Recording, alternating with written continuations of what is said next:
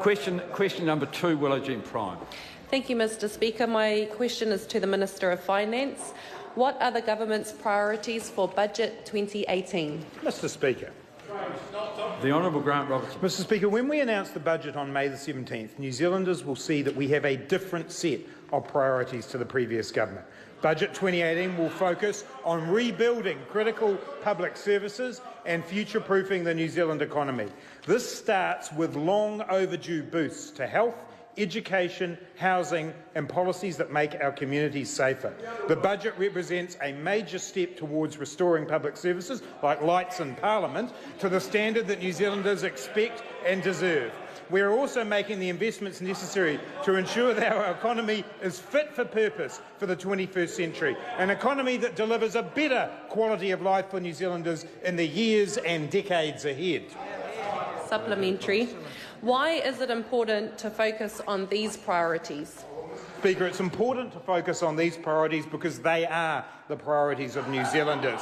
Critical public services that allow them to lead a safe, healthy and fulfilling lives. And Mr Speaker, we only need to look at recent evidence to see why.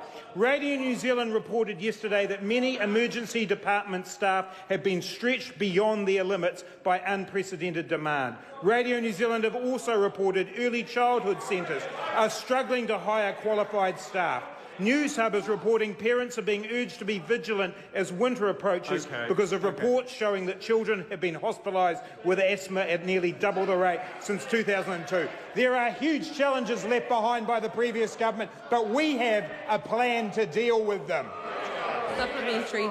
What choices has the government made in investing in these priorities? Well, Mr Speaker, we're taking the responsible approach of balancing the investment needed in our critical public services with our budget responsibility rules. That means we will deliver a surplus in Budget 2018 and we will reduce net core crown debt to 20% of GDP within 5 years of taking office. We have the resources to make the critical investments necessary to rebuild our services because we do have a slower debt repayment track than the last government. We are increasing revenue and we have reprioritised unfocused and poorly targeted expenditure from the previous government. Mr Speaker, it will take more than one budget to undo 9 years of neglect, but we have the plan to do that.